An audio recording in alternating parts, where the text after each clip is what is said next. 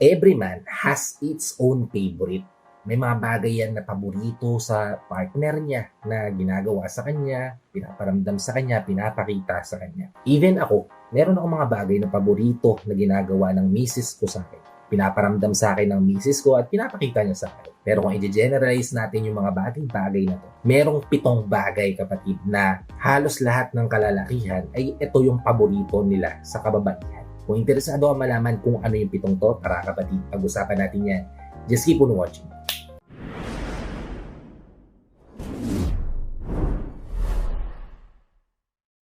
Hi, I'm Gary Opimot at gumagawa ako ng mga videos na tulad nito para matulungan ka na maging best version ng sarili mo at may bigay mo yung best self mo, syempre, sa taong mahal mo. Kaya kung bago ka pa lang dito sa channel ko, please consider liking this video.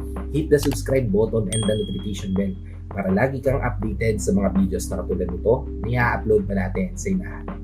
At ang unang-unang paborito ng mga kalalakihan sa mga kababaihan ay wala nang iba kundi yung pag-aalaga nyo. Yes, tama po yung narinig nyo. Yung pagiging maalaga nyo. Yan yung bagay na hinahanap-hanap ng bawat lalaki sa mga kababaihan. Included na dito sa pag-aalaga nyo, yung pag-aalaga nyo sa sarili nyo, yung pag-aalaga nyo sa mga supling nyo, yung pag-aalaga nyo sa kapaligiran nyo, yung pag-aalaga mo sa kanya, kung paano mo siya inaasikaso, kung paano mo siya iniingatan. Yan, kapatid, yung hinahanap ng mga kalalakihan sa mga kababaihan nowadays. Yan yung paboritong bagay na ninanamnam ng mga kalalakihan kapag umuwi sila sa bahay nila. Yung pakiramdam na may taong may pakialam sa kanila, na titingin, mag-aalaga, mag-aasikaso sa kanila. Once na meron kang ganitong quality, nako kapatid, yan yung isa sa mga bagay na hinahanap ng mga kalalakihan. At garantisado na kung meron ka yan, paborito yan ng lalaki sa'yo. Okay? Pagsin tayo sa ikalawa, which is yung pagiging mapagmahal mo. Siyempre, lalaki yan. Gusto niya na mararamdaman na mahal mo siya. Maraming ways para maiparamdam na mahal mo siya. By back hug, front hug, diba? Kiss, torrid kiss, French kiss, or whatever na kiss. Or even yung pagsasabi sa kanya ng thank you, salamat, appreciate ko yan. Or yung the best ka. Yan yung mga bagay na talaga namang paboritong naririnig, nararamdaman ng bawat lalaki. Kaya kung isa ka sa mga babaeng ganito yung sinasabi, ganito yung pinaparamdam sa lalaking mahal mo, naku, garantisado na gustong-gusto yung nararamdaman ng lalaking mahal mo. Siyempre, once na kasi nagagawa mo itong mga bagay na ito, kahit hindi mo nasabihin sa kanya na mahal mo siya every single day, ramdam at kitang-kita niya yan. Kasi nga, ganun mo siya inaalaga, ganun mo ipinapakita, ganun mo ipinaparamdam sa kanya na mahalaga siya sa buhay mo. Okay, proceed tayo sa ikatlo, which is yung pagiging matatag mo. Yes, we all have down times, diba? Even yung mga kalalakihan, meron niyang oras at panahon na malulugmok, malulungkot at babagsak yung pagkatao niya. Once na maramdaman niya yung mga ganitong sitwasyon, kapatid, at merong partner siya na tutulungan siyang i-uplift, i-motivate, i-inspire, then kapatid, napakalaking bagay nun para sa amin. At even if nakikita ka ng mga kalalakihan na kaya mong tumayo sa sarili mo mga paa, yan kapatid, isa sa mga bagay na talaga namang paboritong nakikita ng mga lalaki sa mga babae. Kasi nga, pinaparamdam nyo sa kanila na you are a challenge para sa kanila. Na kailangan namin na patunayan ng paulit-ulit sa inyo na kaya namin mag-provide para sa inyo. Hindi mo kailangan gumalaw, hindi mo kailangan kumilos. Kasi nandito kami para sa inyo. Yung pagiging matatag nyo sa bawat sitwasyon ng buhay, sa bawat problemang nakakasalamuhan nyo, bawat challenges ng buhay na binabato sa inyo, nakikita niya yung toughness mo, yung pagiging matatag mong babae, na hindi basta-basta sinusukuan o binibitawan yung relasyon despite having that difficulties. Then kapatid, yan yung traits mo na ginahanap-hanap ng lalaking mahal mo, ginugusto ng lalaking mahal mo, paborito ng lalaking mahal mo. Kaya stay strong, stay hard, stay tough, kapatid. Okay, proceed tayo sa ika-4, which is yung pagiging masiyahin.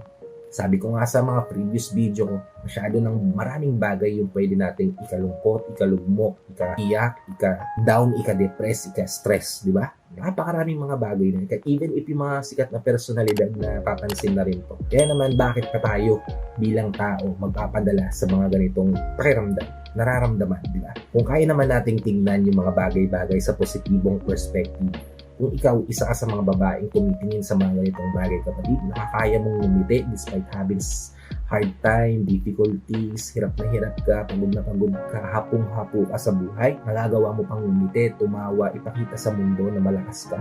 Then kapatid, yan yung mga bagay na paboritong nakikita ng mga lalaki sa mga kababaihan. Kasi ang hirap-hirap samahan ng mga taong negatibo. Ang hirap-hirap ilagay yung sitwasyon mo sa sitwasyon nila dahil lahat ng nakikita nila ay mga bagay na kahit positibo ay nagiging negatibo. Na imbes na may tulungan mo silang may uplift, masasama ka sa pagkalugmok. Pati ikaw magkakaroon ka ng negative thinking, negative mindset.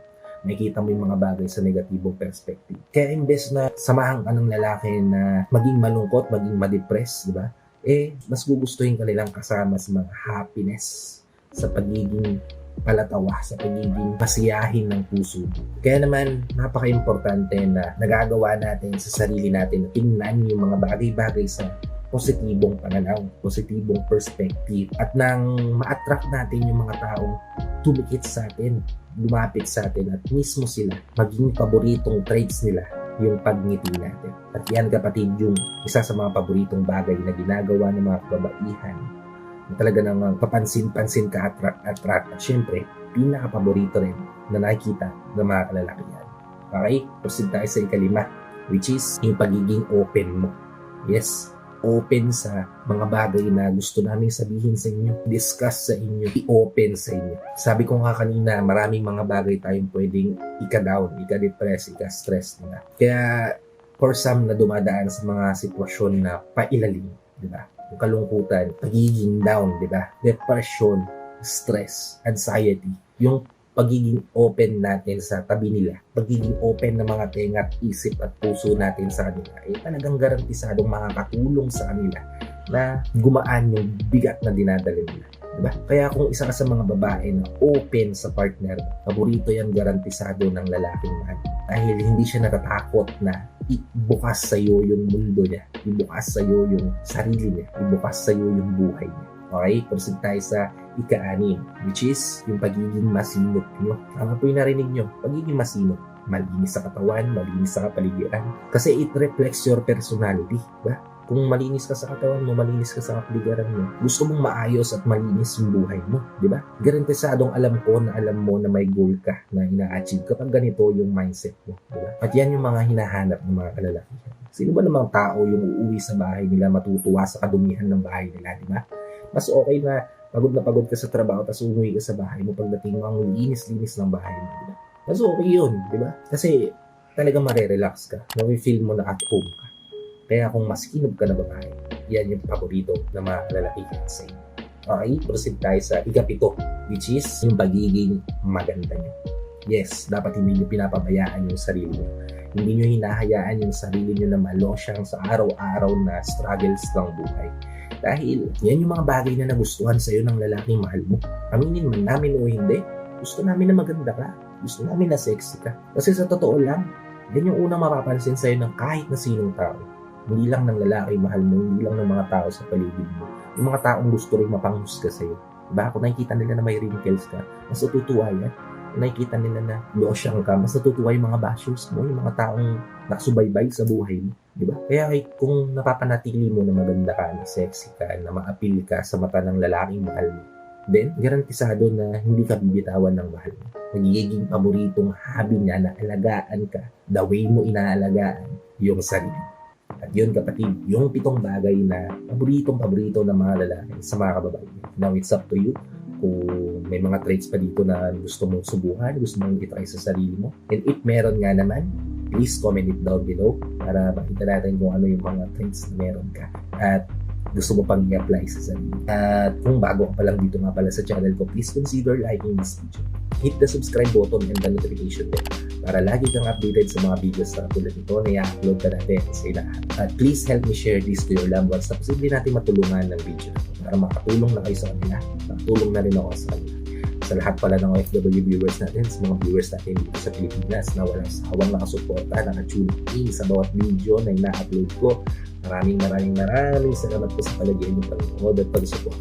So, yun na nga maraming salamat ulit sa panood and I hope to see you all on my next vlog.